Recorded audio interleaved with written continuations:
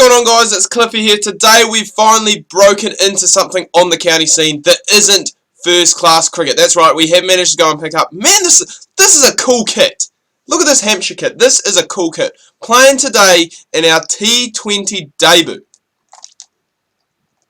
Oh, I thought he got that. I honestly thought that he had got that. I thought that was potentially a catch. But look at how cool that kit is. That is an amazing kit. Absolutely amazing. That is cool. And something I must say, recently I had some overthrows in a game. It was shocking, I know. Ran two. It might have even actually come off my bat and just raced away.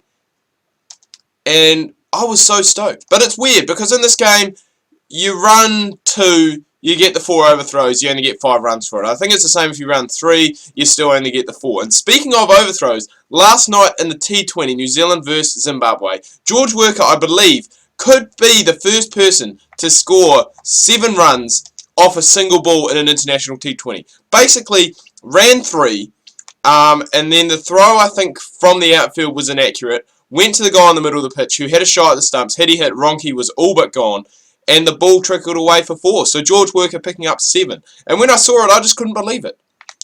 I was like, is that real? We're just picking them off through mid-wicket at the moment. This is a nice stroke play. But New Zealand did win that T20 International. They won by 80 runs. George Worker actually did very well on debut. I think he scored 60 odd. Yeah, I think it was actually 60, like perfectly 60. So well done to him on a very successful debut.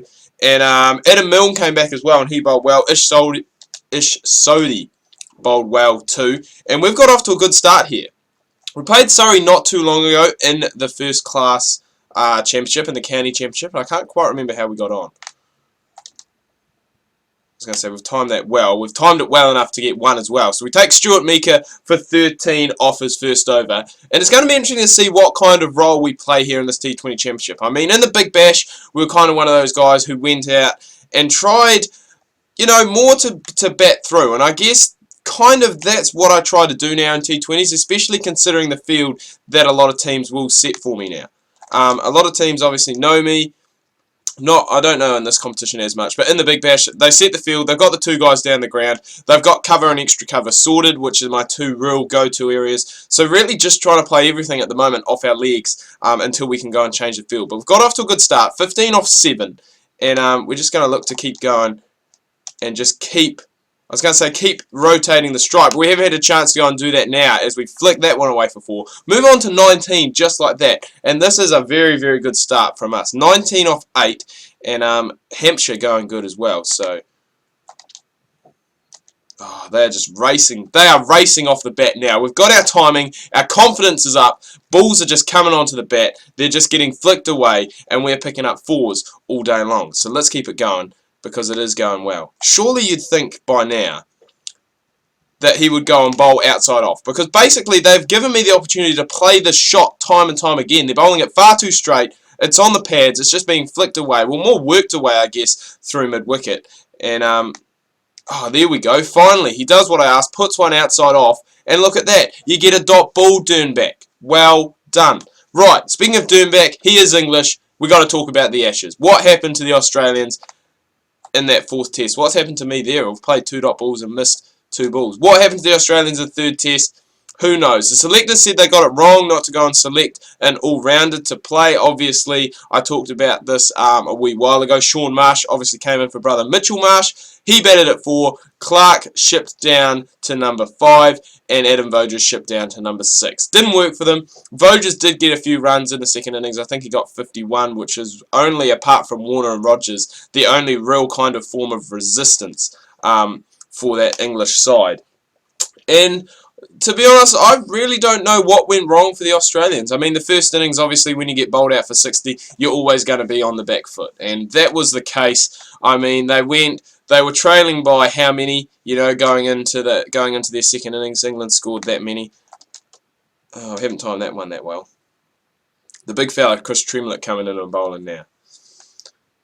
But yeah, I think it didn't click into place for the Australians. And as I said, when you score 60 and you're like 300 plus runs behind going into the 2nd innings, it's always going to be difficult to go and mount some kind of fight back. to even, get yourself back into the game, or even get yourself in a position to try and play for a draw, which, I mean, realistically probably was the only option, unless the Australians bowled the English out in that first innings for a low total as well, which they couldn't manage to go and do. So we've moved on in the meantime to 31 off 14, and we've just done it just quite easily. Like we haven't played the big shots, we haven't played the big slogs, we haven't played a shot in the air yet, actually. It's all been just worked along the ground, and it's low risk. It's low risk. We're just playing to our strengths, down the ground, off the pads, nothing through the covers, obviously, because they've got the fielders there. But now that it is over, it's just time for a bit of orange juice. Early in the morning. I always say this, hydration is the key. And I actually feel, when you feel like you're getting a little bit sick, you feel like you got a bit of a cold coming on. I've got that at the moment, like just in my throat. Oh, great shot. Went for the Yorker, and that has just raced away. Jay Dernbach, he seems to just be bowling slow balls. I remember his time when he played, when I've watched him play for England, and when I've watched him play for Surrey as well. He seems to be one of those guys that just bowls a lot of slow balls. And I guess in T20 cricket, that's not too bad. I mean, in the recent Caribbean Premier League, we saw Dwayne Bravo do that to quite a big effect, have those slow balls. And I guess it really just depends. It depends on the pitch that you're playing on as well. It depends on what's happening on the pitch. A lot of pitches these days in T20 cricket, especially in the Caribbean and, the subcontinent, will suit players who just bowl... Oh, crap, we got to get two here. We got to get two. Yeah, will suit players who just go and bowl those little cutters. And that's what Dwayne Bravo has become very good at in T20 cricket. And he's got a lot of wickets when it comes to both T20 internationals and domestic T20 games. And he was the leading wicket taker in that competition I was just talking about earlier. And that, I think, is just down to the fact, of the conditions that they were playing in. And, I mean, Dernbach's the same. And, I mean, it kind of, as a batsman, you have to... as a batsman, you kind of have to wait and almost play the slow ball as the stock ball rather than the quicker ball as the stock ball. And that's where Bravo gets a few of his wickets from there as well. He doesn't bowl cutters all the time. When he does bowl, I wouldn't say a quick delivery, but a normal speed delivery, shall we say, he can go and he can get a fair bit of heat on that, and he can get a fair bit of swing. I've seen him plenty of times. Oh, no! Oh, he's put it down! Oh, thank God. I've seen Bravo plenty of times go and bowl nice, fast, in-swinging Yorkers that go and just take off stump. And that was lucky. We've been given a chance. Fielders put him down. Is that another dropped catch? I think that is another dropped catch. I think they've dropped two in a row. I think that's saying something, Cliffy. Don't play it in the air. You haven't been playing it in the air all game. All of a sudden, the field comes up slightly. Yep, let's play it in the air. Oh, crap, and I almost run Jimmy Adams out. Where has this field been the whole time? I can't score off this field. I'm trying to go up over the top. I can't do that. Trying to play along the ground. Can't do that. Oh, get over. Yes. Finally, we get one away. The fourth ball of the over. 3 dots had come. But then we do go manage and get one away. So we need a short one that we can just play fine. That will do. That will do, and that will be 50 to Cliff on his, what do they call it now in England? The NatWest T20 Blast. That's what they call it. It's not called that in this game. It's just called the English T20 Cup, I believe. Run rate slow to fraction. Well, they moved the field back for Jimmy Adams. They moved the field back for the guy who was 1 off 2. He's faced 2. That was his 3rd ball he's faced in 5 overs. And look at that. That's very weird for Cliffy. You'd almost think today we're batting left-handed because everything is being played through the covers. But it's not. It's being flicked off the pads. Stuart Meeker coming in now. Where's the spinner? Why couldn't they bring the spinner on in the power play? This is the guy who bowled the first over who we took for. We did take him for a few. And we're going to try and take him for a few now. We've got 1 more over left in the power play, so I'm going to try and make the most of it and just continue to go and raise that score up. Because we do have good batting to come, but, you know, the opportunity, as I've talked about so many times with the aggressive style of play that I play in Don Bradman, that if you go out there and score quickly, fast, Well, that's the same thing. Quick and fast is the same thing. Scoring runs quick and fast.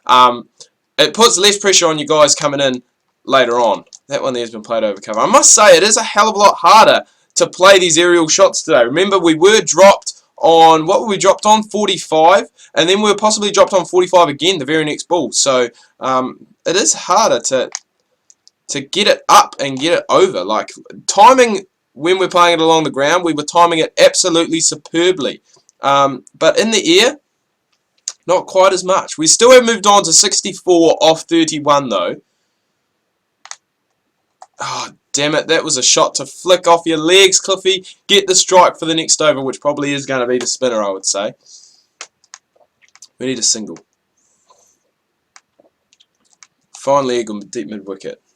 That's our run scoring options for a single. And we get it away. That's gone straight to him. That's gone like a rocket. Look at that. Confidence along the ground is incredible. As soon as you go and try and play it up in the air, Cliffy's all over the place. It's just not working for him. And as predicted, here comes the spinner. What field are they running with? Are they stupid? I was going to say, they're not. No, I love to go down the ground. They think I've got an edge. I haven't hit that. God, he is a short spinner. Look at him. He's tiny. How tall is he? How tall is he? He must be all of 4 foot nothing. Oh no, it's gone up.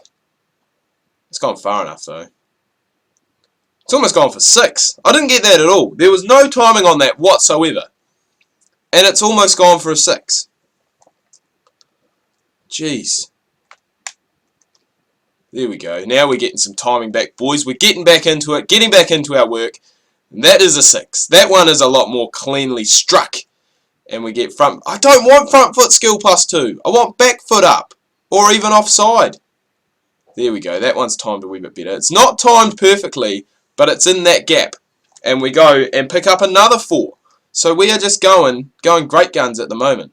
Short third man, gully. I'm just looking for my run scoring opportunities. I don't want to play... Jesus! What a shot! Bet you I couldn't do that again if I tried. No way. They've changed the field. I don't know what they've changed it to. Oh, shit! Oh, Jimmy Adams, you're gone. Or is that me gone?